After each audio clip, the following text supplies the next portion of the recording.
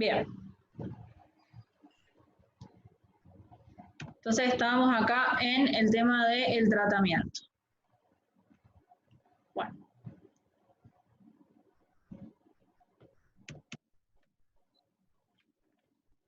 Dejar que entre el resto. Bien, dentro de lo que el tratamiento habíamos dicho, ¿sí? Lo primero que vamos a hacer siempre es aspirar todo el contenido que nosotros podamos visualizar en la boca. Después, oxigenación, ¿sí? Al 100% con una FiO2 de 1, ¿sí? Que sería el 100%, con oxígeno puro. En caso de que el paciente no esté intubado, si está intubado, en realidad lo vamos a dejar, ¿sí? No, en ningún momento se va a retirar el tubo, porque a veces, como les digo, puede pasar en el despertar del paciente, ¿sí? Cuando lo estamos extubando. Entonces, si no alcanzamos a retirar todo el tubo, es volverlo a intubar, ¿sí? Vamos a generar, en este caso, luego, que es una ventilación con presión positiva, ¿sí? ¿Se acuerdan que hablamos de los modos ventilatorios del CPAP? ¿Sí? Presión positiva continua todo el tiempo. Esta presión positiva lo que va a hacer también, como les digo, es aumentar la permeabilidad.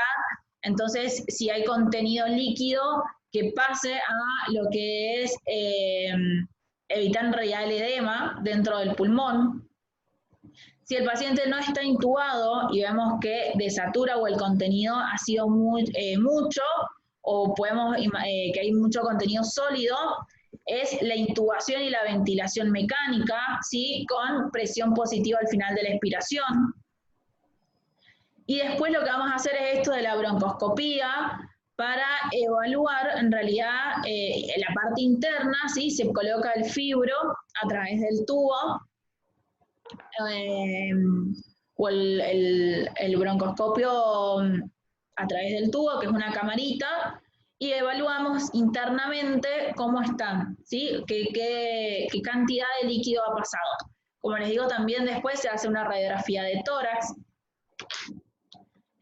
también para evaluar si ha quedado algún daño o hay zonas afectadas dentro de los alveolos. Los antibióticos, ¿sí?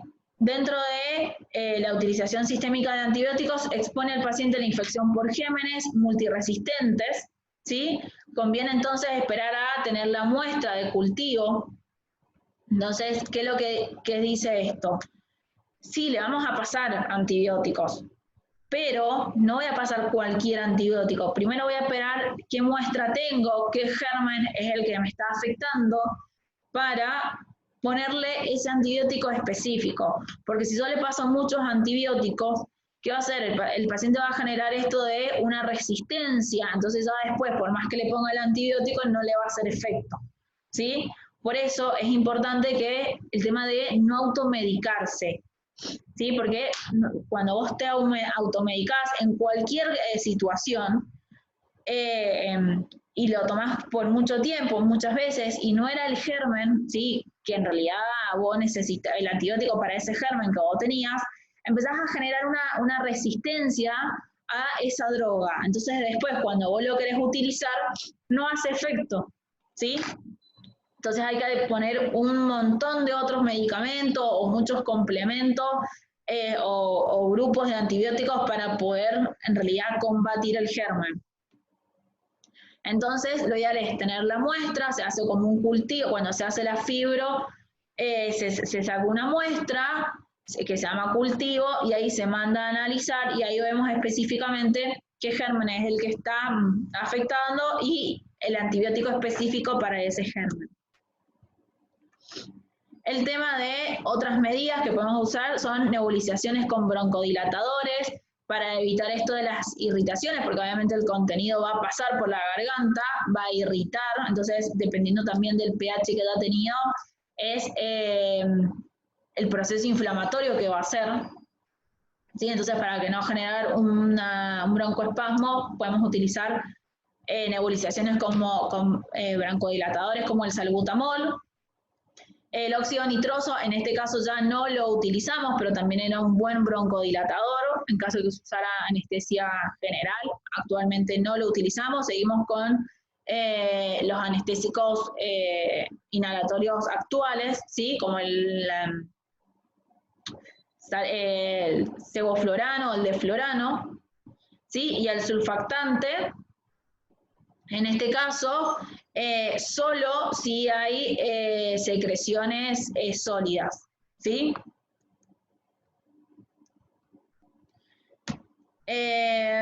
Corticoides. ¿Qué es lo que va a hacer los corticoides? Es este tema de disminuir los procesos inflamatorios, ¿sí? Los corticoides también lo pueden encontrar como antagonistas de la histamina. Entonces, debido a que hay una reacción inflamatoria en toda la vía aérea, así que ha sido irritada por este agente externo, se ha visto la función pulmonar y el pronóstico mejoran con la utilización de pequeñas dosis de glucocorticoides, como la dexametasona, ¿sí? O un patrón en vidrio esmerilado en la toma de muestra, digamos, se asocia a mayor mejoría a utilizar glucocorticoides. ¿Sí? Se toma una muestra y vemos ahí que de la parte anatómica y se ve en qué proceso inflamatorio está. ¿Sí? Eso lo evalúa anatomía patológica. Entonces, es esto, ¿sí? Colocar antiinflamatorios como la dexametasona o la hidrocortisona, ¿sí? Van a mejorar o disminuir todos estos procesos inflamatorios. ¿Cuáles son los criterios de estabilidad? A las 2 horas, si el paciente, es decir, vemos que aumenta o mejora su saturación y la mantiene constante por encima de 95%, una frecuencia cardíaca menor de 100 latidos por minuto, una frecuencia respiratoria menor de 20 y ausencia de broncoespasmos, es decir, pasadas estas 2 horas, vemos que el paciente no tiene o mantiene estos parámetros, ¿sí?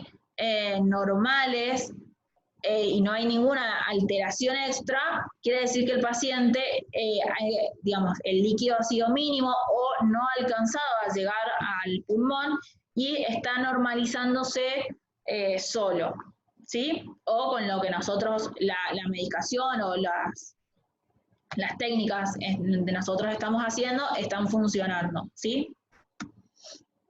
Para la prevención, se puede hacer presión cricotiroidea, ¿sí? Con la maniobra de Selling, indica ejercer una presión, ¿sí? Firme o moderada sobre el cartílago cricoide para que ocluya el esófago e impida la regurgitación, ¿sí? Se hace con una presión de 44 newton.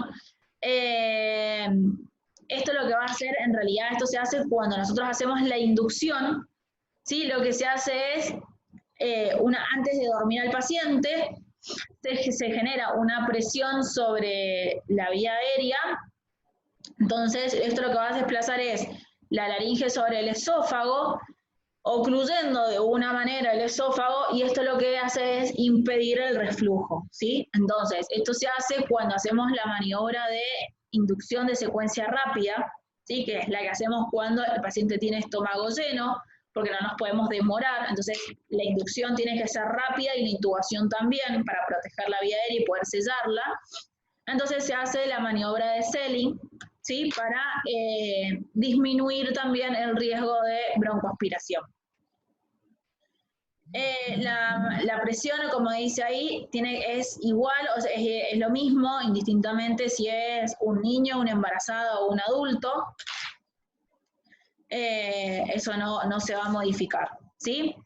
Fíjense ahí, lo que se hace es esto, ¿sí? Generar una presión sobre los cartílagos, sobre el esófago, para que disminuya la luz del esófago, y en este caso, disminuir la posibilidad de broncoaspiración. Bien, el tema de la sonda nasogástrica. La sonda nasogástrica se coloca dependiendo en realidad el momento y la urgencia que nosotros tenemos, si dentro de, digamos, el paciente está estable dentro de lo que se puede, lo que se hace es colocar una sonda nasogástrica con el paciente despierto, ¿sí? Se coloca una sonda por la nariz. En este caso, genera, obviamente, como pasa por la nariz y tiene que atravesar toda la garganta, se pone mucho anestésico local, ¿sí? En lo que es la garganta, y al paciente se le va pidiendo que trague lentamente y ahí automáticamente pasa la sonda. Es una técnica que genera mucha náusea, por eso se hace con el paciente despierto. Entonces, en caso de que tenga que vomitar, puede hacerlo espontáneamente, ¿sí? Y evitamos el tema de la broncoaspiración. Cuando nosotros colocamos la sonda, lo que se hace es automáticamente aspirar y lo que hacemos es vaciar el estómago o la mayor parte del contenido que pueda tener en el estómago. Entonces eso también va a disminuir el riesgo de broncoaspiración. Si el paciente viene inconsciente o el paciente viene muy grave donde no tenemos este tiempo, ¿sí? Lo que vamos a hacer es hacer la maniobra de Selling, ¿sí? La presión cricotiroidea.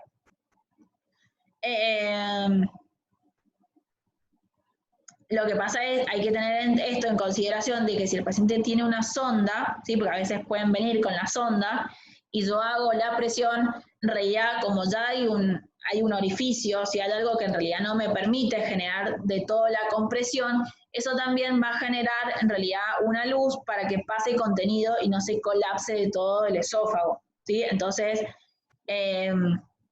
si hay una sonda colocada, la presión cricotiroidea no va a ser del todo efectiva, ¿sí? ¿Entienden eso?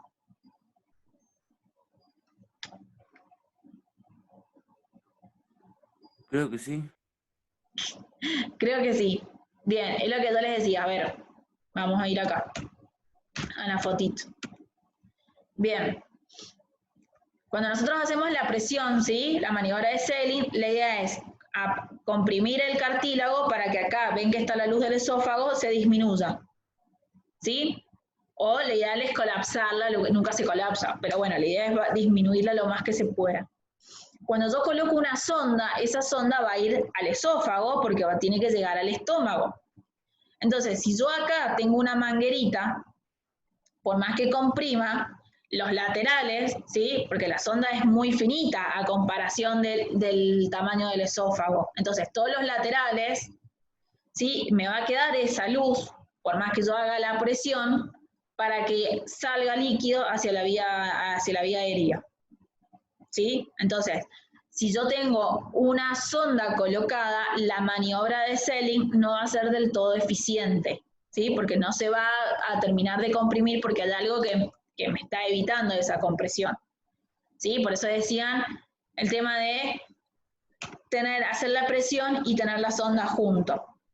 Pero en realidad, como nosotros al tener la sonda aspiramos todo el contenido del estómago, en realidad ya se disminuye un gran porcentaje, en un 70%, la posibilidad de broncoaspiración.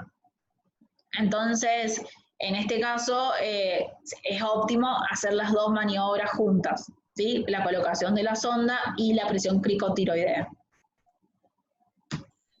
Una consulta, esto sería antes de la actuación, ¿verdad? Exactamente. Todo esto se hace, ya vamos a ver, la etapa de la inducción, ¿sí? Que es antes de la intubación.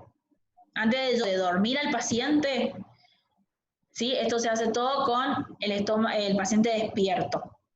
La colocación de la sonda. Y cuando estoy colocando los inductores, que estamos haciendo la inducción del paciente, que lo estoy durmiendo, mientras nosotros vamos colocando la medicación, como los hipnóticos y los relajantes musculares por la vía, el ayudante o el cirujano o alguien nos colabora haciendo la maniobra de Selling a la par, ¿sí? Okay. Bien. A ver, una vez que nosotros relajamos el paciente, ¿sí? De por sí ya tampoco hay presión intraabdominal, entonces en ese ratito, ¿sí? Que nosotros vamos a colocar el tubo, como todos los músculos están relajados, no hay tanta presión intraabdominal, entonces en ese momento podemos liberar un poco la maniobra para poder colocar el tubo, no hay drama con eso. Los ayunos, ¿sí? 2 horas se puede esperar para líquidos claros. Esto implica agua, jugo de frutos sin pulpas, bebidas ¿sí? Carbonatadas, té claro, café negro. 4 horas para lo que son las leches maternas, 6 horas para lo que son las leches de fórmula, 8 horas para alimentos sólidos y más de 8 horas para todo lo que son alimentos con gas o fritos, ¿sí? Que generen presión intraabdominal. Dentro de lo que es la medicación antiemética, según el ASA del paciente, mejor en realidad, según la Asociación Anestesióloga de Anestesiología, dice que no está indicada la utilización sistémica de agentes antieméticos en pacientes que no tengan factores de riesgo, ¿sí? Vamos a utilizar, en caso de que tengamos que utilizar, vamos a utilizar todo lo que son la medicación para la reducción de las acidosis gástricas, como los antagonistas H2 o los IBP, procinéticos, ¿sí? Como la metoclopramida, que acelera el vaciamiento gástrico y aumenta, y en este caso vamos a evitar los procinéticos, que son la metoclopramida, que aceleran el vaciamiento gástrico y aumentan la presión del esfínter esofágico inferior. La posición del paciente de Fowler, ¿sí? Evitará el ascenso del contenido gástrico contra la gravedad. Trendelenburg propiciaría la acumulación del contenido gástrico sobre la orofaringe y su eventual aspiración o absorción por un packing. ¿Sí? Por eso yo les decía que Trendelenburg no, podemos utilizar Trendelenburg invertido o Fowler, pero no del todo sentado. ¿Sí? Como les decía, se prefiere un Fowler de 30 grados, cosa que nos permita el tema de la intubación del paciente. La sonda nasogástrica, que como lo vemos está solo indicada en la entrada en pacientes con síndrome oclusivo, además de pacientes con factores de riesgo, ¿sí? Entonces, como les digo, la sonda nasogástrica la vamos a utilizar solo si el paciente sabemos que viene con estómago lleno o viene con una oclusión intestinal o con mucha presión intraabdominal, como por ejemplo cirugías laparoscópicas, ¿sí? Donde sabemos que eso puede generar, más que todo después en el despertar, una broncoaspiración. Bien, el síndrome de Menza es poco frecuente, afortunadamente, pero con una gran morbilidad y mortalidad cuando se presenta, pero tenemos varias medidas para poder adaptarlas y prevenirlo.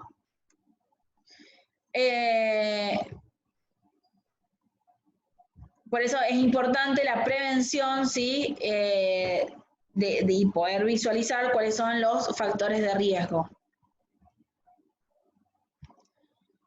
Bien, eso es en relación a lo que vamos a ver con relación a la broncoaspiración. Los otros riesgos que nosotros podemos tener dentro de lo que es la vía aérea son a través de la ventilación mecánica. Dentro de lo que es la ventilación mecánica, ¿sí? Tenemos a través de lo que son las fisiopatologías, morfologías radiológicamente indistinguibles del síndrome de dificultad respiratoria,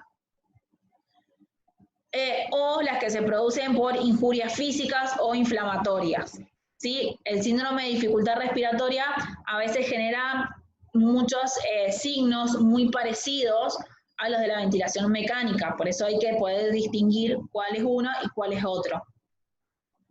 Dentro de lo que es la ventilación mecánica vamos a tener lesiones histopatológicas como daño alveolar difuso, con membranas hialinas, edemas y necrosis de las células alveolares, ¿sí?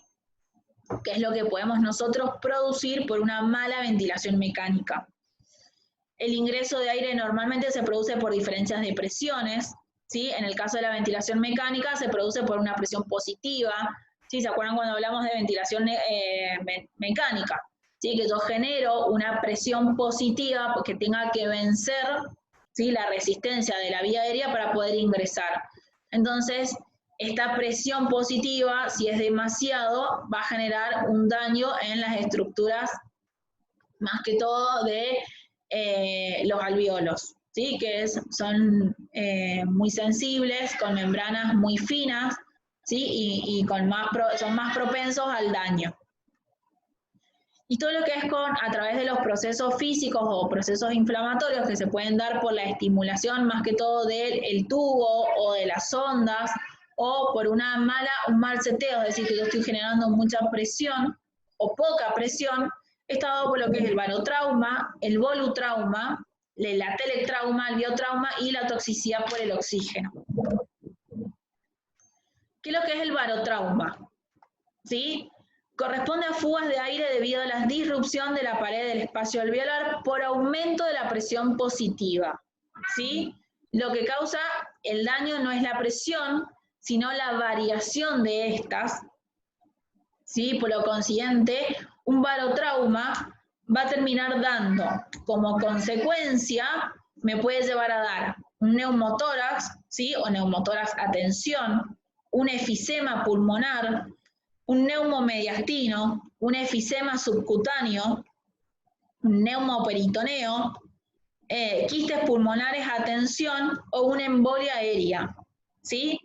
Entonces, a partir de un barotrauma, puedo llegar a tener, si este barotrauma no se, digamos, estas presiones o esta variación de presiones altas, ojo con esto, no se controla en el tiempo, voy a terminar dando lo que es esto, un neumotórax, un efisema o un neumomediastino, ¿sí? Por eso es lo que les decía, cuando nosotros manejamos el respirador, hay que ver que el volumen tidal sea el correspondiente, por eso se calcula en base al peso teórico del paciente, el flujo tiene que ser acorde, la frecuencia respiratoria debe estar siempre en los parámetros normales, ¿sí? De 12 a 20 respiraciones. A veces lo ideal es tener más frecuencias más bien dentro del parámetro bajo, ¿sí? Entre 12 a 15 respiraciones por minuto, igual que los volúmenes, ¿sí? El volutrauma se define como el daño causado por sobredistensión alveolar secundaria a altos volúmenes alveolares, principalmente el volumen final inspiratorio. Y el baby loom coexisten áreas bien ventiladas y distendidas con otras que no, ¿sí? Estas están ancladas a las primeras y producen tracción y aumento de la presión con distensión de los alvéolos. No se puede calcular el volumen tidal como si fuera un pulmón sano porque hay áreas mal ventiladas. Esto es más que todo cuando el paciente ya viene con, por ejemplo, bullas, ¿sí? La bulla es cuando varias de las bolsas alveolares se rompen en las paredes internas y genera una sola bolsa y esa bolsa deja de ser funcional. Entonces, ahí van a haber zonas del pulmón que van a estar, porque si bien sus alveolos están bien, van a seguir generando este intercambio y estas otras zonas no. Entonces, yo no puedo, en este caso, que el paciente ya viene con una patología respiratoria, yo no lo puedo calcular de la misma manera, ¿sí? Porque yo tengo que valorar que obviamente de todo del pulmón no todo está funcionando, ¿sí? Entonces, tengo que aumentar, por ejemplo, el flujo de oxígeno. ¿Para qué? Para aportarle a toda esta zona que no está haciendo el intercambio. El atelectrauma, ¿sí? Es daño causado por la fuerza de deformación que experimentan las unidades alveolares al ser sometidas a ciclos de apertura y colapso, ¿sí? Produce efectos deletéreos sobre el surfactante, por lo que tiende al colapso, ¿sí? Acuérdense que nosotros dentro de cada alveolo está lo que es el surfactante pulmonar, que es lo que permite que las paredes de los alveolos no se colapsen, ¿sí? No se peguen. Nosotros con ventilación mecánica, en realidad generamos esto, la apertura del cierre, apertura del cierre. Llega un momento que si no este volumen, ¿sí? Esta presión, esta respiración que nosotros hacemos, tanto es el colapso que lo que va a terminar es disminuyendo este surfactante, entonces el alvéolo se va a pegar automáticamente. Por eso utilizamos lo que, ¿se acuerdan que hablamos del PIP? ¿Sí? Esta presión al final de la expiración que generaba este volumen residual, ¿sí? Para que el alvéolo no se colapsara, ¿sí? Y no se termine de pegar. Por eso utilizamos esto que son las ventilaciones protectivas, en donde le colocamos la PIP, ¿sí? Que es esta presión al final de la aspiración, para terminar generando un volumen residual, ¿sí? Y evitar este colapso de los alvéolos. El biotrauma es el daño al alvéolo secundario a inflamación, ¿sí? En el cual se liberan citoquinas en respuesta a la injuria mecánica, amplificando el síndrome inflamatorio, determinando inestabilidad del sistema orgánico diferente a los pulmones, el reclutamiento alveolar y la hipersuflación con periodos de atelectasia son los principales determinantes. Se puede dar incluso en ciclos de ventilación relativamente cortos, ¿sí? Fisiológicamente, aumenta el espacio muerto fisiológico con disminución de la compliance, aumento de la presión de dióxido de carbono y disminución de la presión de oxígeno. ¿Sí? Entonces, esto va a estar dado, ¿sí? Es una mala intercambio por procesos inflamatorios que hayan sido dados antes, ¿sí? Como por ejemplo un broncoespasmo, ¿sí? Toda esa zona va a quedar, la zona anterior, por el proceso inflamatorio del broncoespasmo, va a generar que haya también reacción en la parte más baja de la vía aérea, y va a también generar una dificultad más que todo en el intercambio gaseoso, ¿sí? Que esto va a hacer que obviamente se acumule dióxido de carbono, y esto después lleva a lo que es, vamos a tener que aumentar los ciclos respiratorios, es decir, la frecuencia respiratoria para poder liberarlo con mayor facilidad. Bien, ventilación mecánica. Si yo tengo volúmenes altos, flujos altos, una FiO2, ¿sí? Oxígeno puro solamente muy alto, una frecuencia elevada por mayor de 20 o una PIP muy baja, ¿sí? Lo que va a terminar dando es, por un lado, la sobredistensión del pulmón, que me va a llevar a una lesión pulmonar, o en realidad el cierre y apertura de ciclos, donde me va a dar esta colapso del alvéolo, que también me va a terminar dando una lesión pulmonar. ¿Sí? Esta lesión pulmonar va a terminar liberando mediadores y fenómenos de traslocación que me van a terminar llevando, en caso de que no se estabilice el paciente. Estos chicos estamos hablando en el tiempo, no es que va a ser en una hora, ¿sí? Estamos hablando de varios días o todo un día, ¿sí? Donde el paciente está ventilando mal. Esto a veces puede pasar más que todo cuando los pacientes están en intubación prolongada, en terapia, ¿sí? Esto me puede llevar a una falla multiorgánica, ¿sí? ¿Por qué? Porque no van a estar bien perfundidos los órganos, la sangre no va a estar bien oxigenada, entonces voy a empezar a disminuir principalmente la oxigenación en la periferia y así sucesivamente, generando un proceso metabólico de acidosis, entonces, que es la disminución del pH de la sangre. Entonces, esto en realidad va a terminar dando que el paciente se complique más. Por eso lo que les decía cuando hablábamos de ventilación mecánica, es muy importante el tema de saber setear bien el respirador. Y saber en realidad cómo funciona y qué complicaciones vamos a tener. Todo lo que es la toxicidad por oxígeno, ¿sí? Es un daño producido por el uso de fracciones inspiradas de oxígenos inadecuadas, ¿sí? Por eso nosotros lo mezclamos con aire, ¿sí? Para que sea lo más fisiológico posible. o las fracciones que nosotros utilizamos de oxígeno puro son a periodos muy cortos. El oxígeno a altas concentraciones causa la formación de espacios reactivos de oxígenos en las mitocondrias, las cuales son nocivas para el alveolo. Además causa atelectasia por absorción e hipercapnia. No debería usarse más de 0,8 de fracción inspirada, ¿sí? Cuando nosotros seteamos la mesa. Y en ancianos y obesos suele haber un cierto grado de atelectasia normal, entonces poner mucho oxígeno puro por un periodo prolongado de tiempo genera una mayor oxigenación inadecuada. ¿Sí?